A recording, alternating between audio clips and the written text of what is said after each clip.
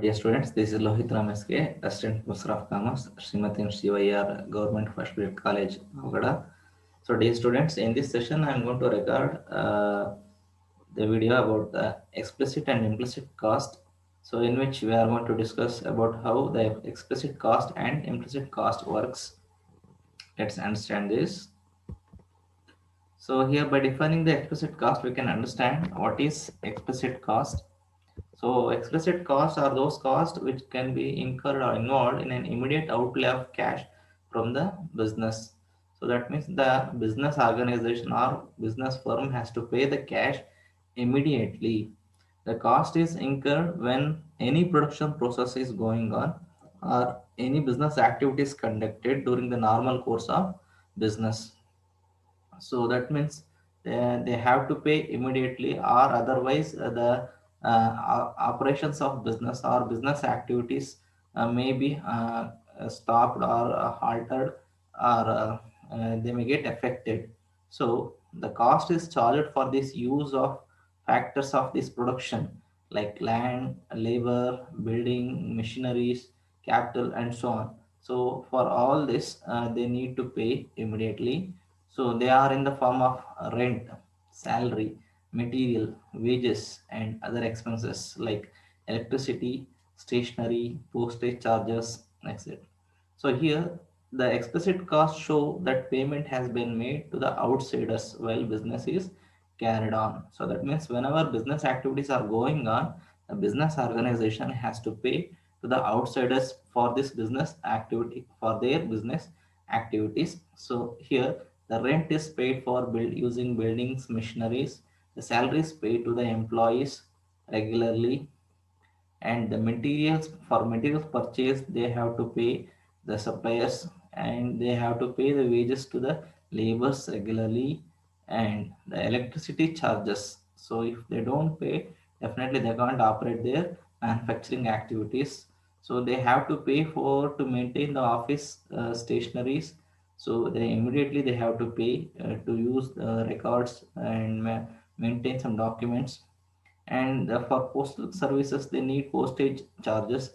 So they incur postage charges. For this also, immediately the organization has to pay, or the business firm has to pay. So in order to run its business operations without any risk, or for smooth flow of operation, it is required to incur explicit cost by any business organization. Then the recognition and reporting of these explicit costs are very easy. So because they are recorded and whenever they arises. So for example, when electricity used, so the charge raised can be measured in terms of the units they are going to consume, and the price, the electricity for the price charged for that each unit. So everything can be measured and recorded and identified. So these explicit costs can be recognized, identified, and reported. So they can show the amount has been spent over a business transactions. That means for what purpose it is used and what kind of use it is. So everything can be identified and measured as well as reported in explicit cost. So they can be calculated in the terms of money only. So here the recording of explicit cost helps in the calculation of profit. So once if they calculate the exact cost may be incurred for producing of goods and services, either it's electricity charges or production charges, postage charges or stationery charges, or whatever the salary they are going to pay to their employees up to a certain period of time, or whatever the wages they are going to pay to the required labor. So everything can be decided and it will be with that the company can decide the profit level also. So it will be helpful for calculation of profit. So it fulfills the purpose of decision making. So the company can be able to take decision based on this calculation of profit as well as explicit cost. So they can have a control on their inventory cost, they can have a control on cost of production, and it can be reported also. Then we'll go for implicit cost. So implicit costs are also known as the economic cost. So here the cost which the company forgone while employing the alternative course of action. So the company may not identify these kind of cost. It will take place only during the course of business action, but they may not identify it properly. So that means they do not involve any outflow of cash. That's why these are not considered seriously. So it is a value of sacrifice made by the entity at the time of exercising some other actions. So it may be a sacrifice or contribution made by the proprietor, members of the company for their business entity or for business activities. So the cost occurs when an asset is used so as a factor of production by the entity instead of renting it out. So the company is not using any other asset for its business activities. So it is using its own assets for economic benefit of their business operations. So actually, these costs not incurred, they cannot be easily measured. So because it's a sacrifice made by the entity, it may be a contribution, it may be a salary reduced of a proprietor, like, but they can be estimated. So that means a little bit calculation can be done. So they are not recorded in the books of accounts as well. These are not reported. So because there is no a proper calculations for this, but they can be estimated.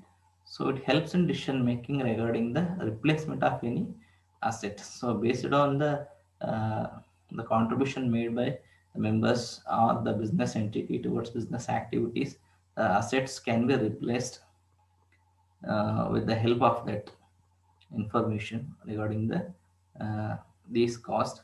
Then and much more implicit costs have direct impact on the profitability and performance of the company. Some common examples is here the interest on owner's capital. So here the owner may contribute capital to its business activity to his business activities. So it can be altered or it may not be charged, it may be charged. So it may be counted, may not be counted. And salary to the proprietors. The proprietors may get salary or I mean I refuse to get salary. So all these things happens. So that's why they are not measured or identified properly. So which are not actually incurred by the exist. It's depend on the situation, depend on the proprietor, depending on the course in which the business activities take place. So let us understand what are the key differences between explicit cost and implicit cost. So here, explicit cost is incurred when the entity business to pay for the utilization of factors of productions. That means that entity or business organization will pay only to utilize the factors of production like land, labor, building, machineries. So in order to use them for the outsiders, the organization is going to pay. But implicit cost is the opportunity cost, so which is incurred depending on a situation. So which is incurred when the entity uses the owner's resources. So own resources like capital and inventory. So then explicit cost is also known as out of pocket cost. So while implicit costs are also known as imputed cost. So that means so explicit cost can't be controlled, but implicit cost can be controlled, but it can't be calculated exactly. Then explicit cost can be easily ascertained, but it is just opposite, whereas implicit cost, so as it does not have any proper trial.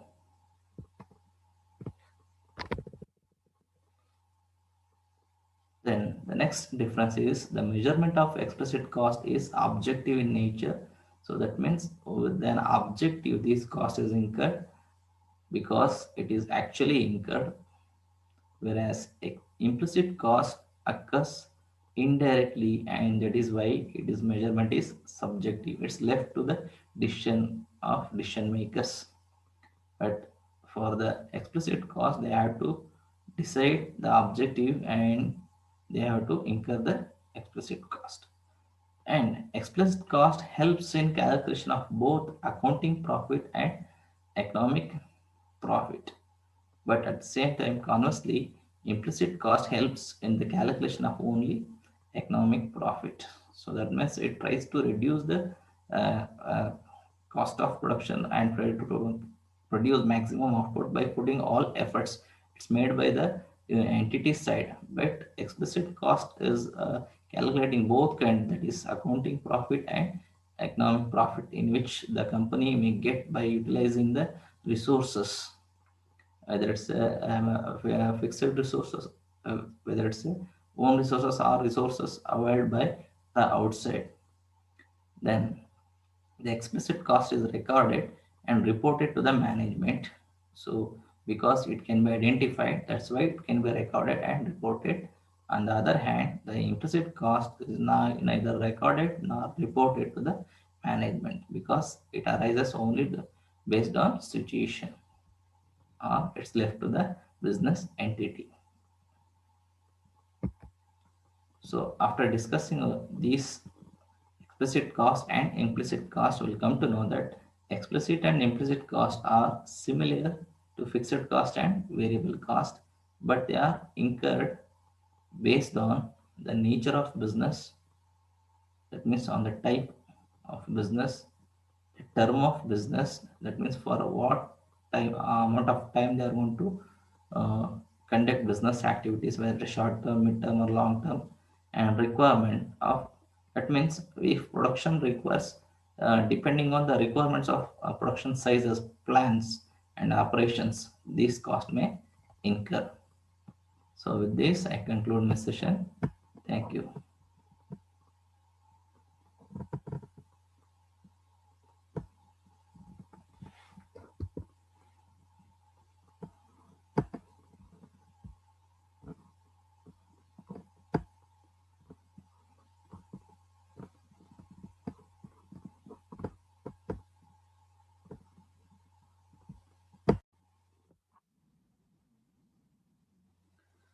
Dear students, this is Lohit Ram SK, Assistant Professor of Commerce, Srimati and Sri Vayyar Government First Grade College, Pagoda. So, dear students, in this session, I am going to cover the topic and discuss the topic on the marginal cost and average cost and opportunity cost, which incurs during the production process of any business organization or any business firm. So the production manager or the company has to take decision on marginal cost, average cost, and opportunity cost for the benefit of production purpose and for the benefit of company purpose. Let us understand what is marginal cost and what is average cost and opportunity cost, and what are the difference between marginal cost and average cost also.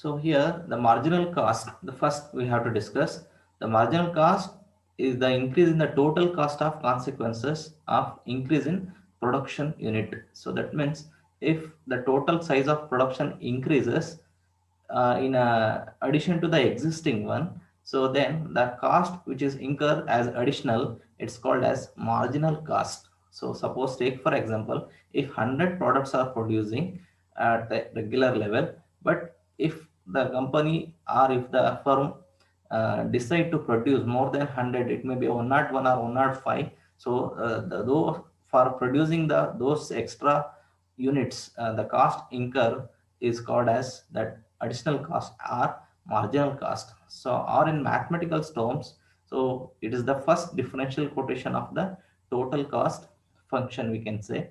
Then this can be expressed as a partial derivative of the change of total cost. So that means not exactly a fully cost change or half change, is a part of total cost, a little bit is uh, increased, so or changed. So that means the additional, for producing the additional products, so the cost incurred as additional is called as marginal cost. So and the variation in 1 unit of production will be considered as the marginal cost.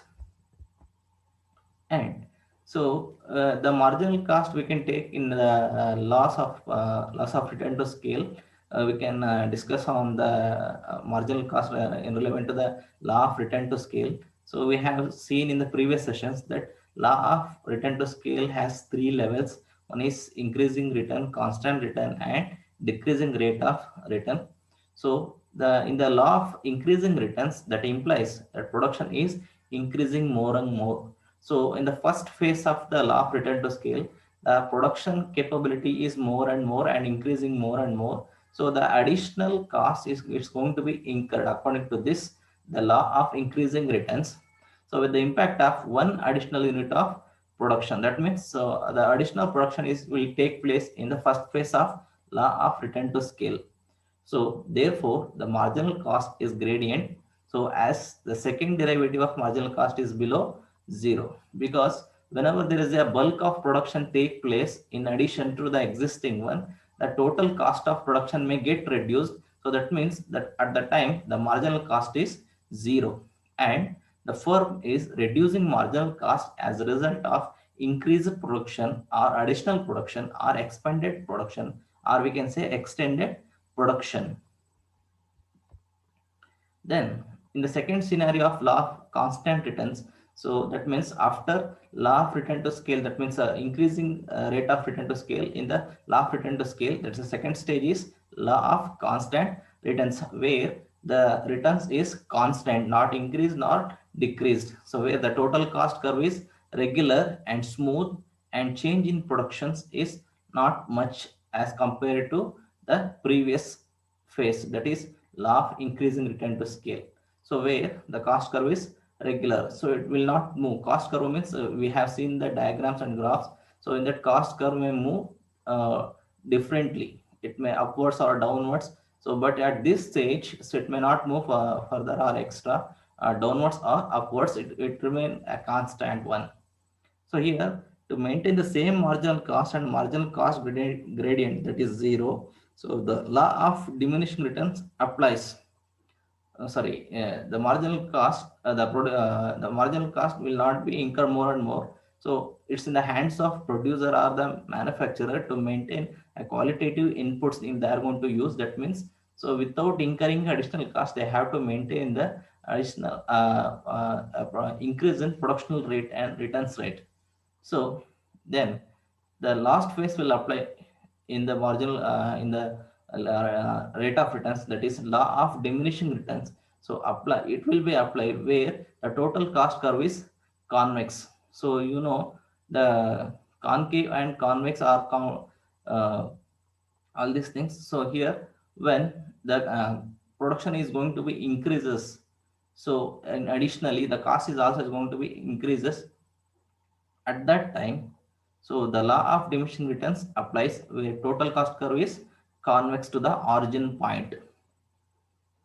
So the origin point means from where the rate of return started.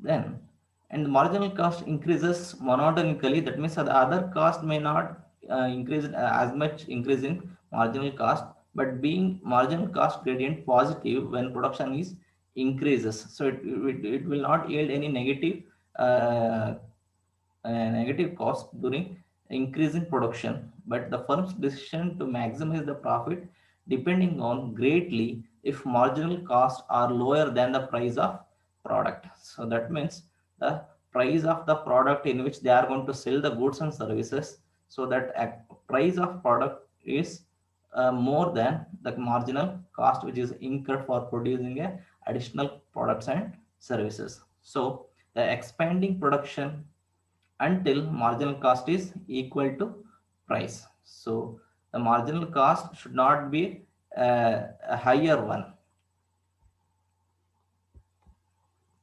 So that's all about the marginal cost.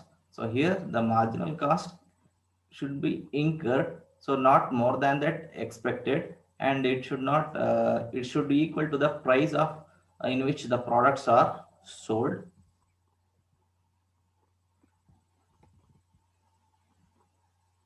But if the marginal cost become negative during increasing production, so the company will incur loss. Let's move to the average cost. So it means, so it measures the cost per unit, the taking into consideration of fixed cost and variable cost. Then so the divided on total production. So here the total number of products produced is going to be divided, that means total cost incurred. So and then we'll get the average cost, that means a cost per unit we can be able to measure.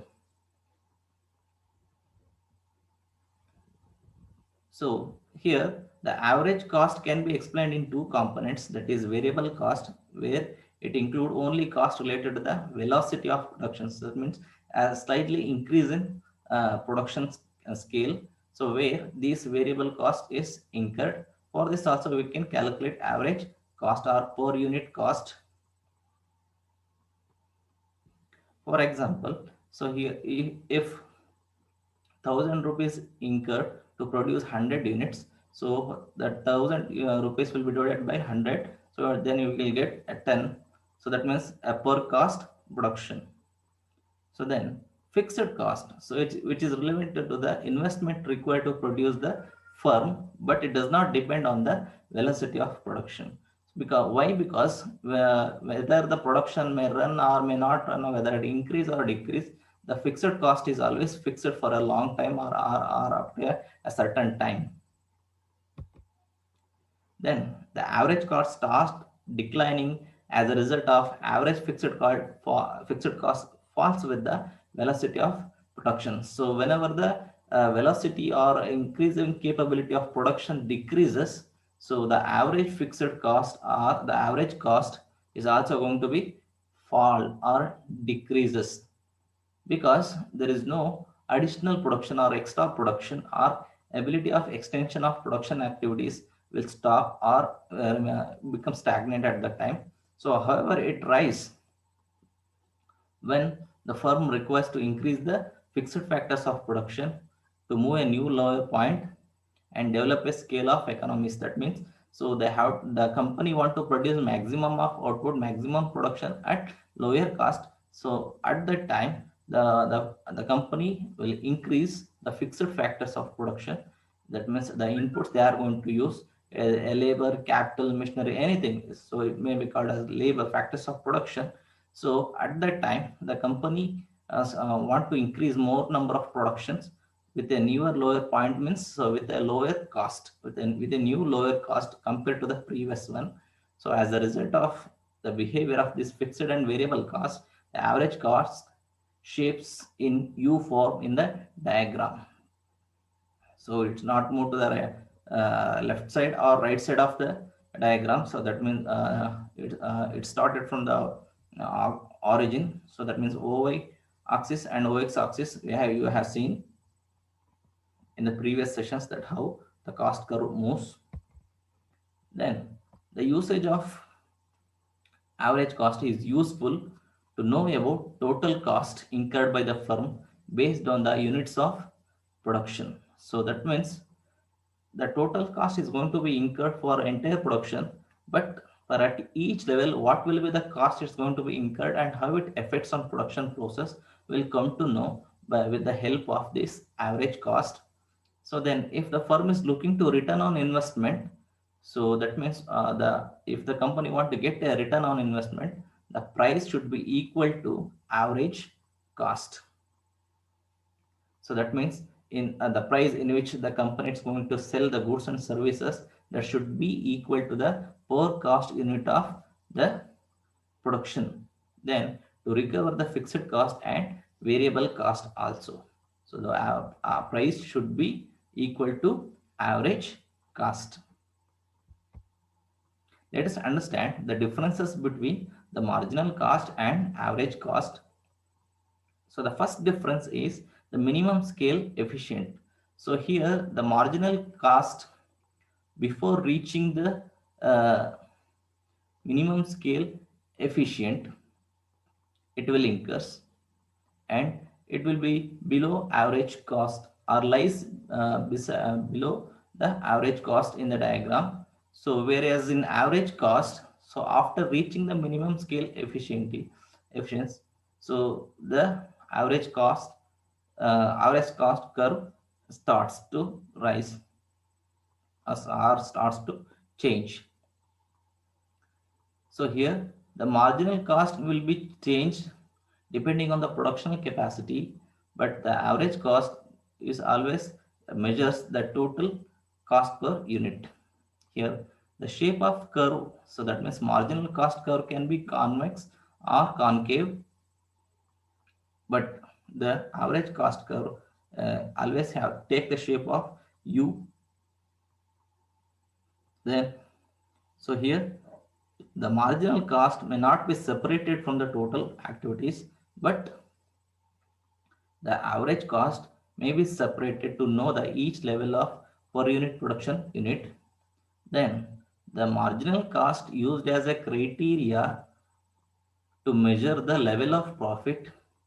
Then the average cost used as criteria to measure the level of per unit cost of production.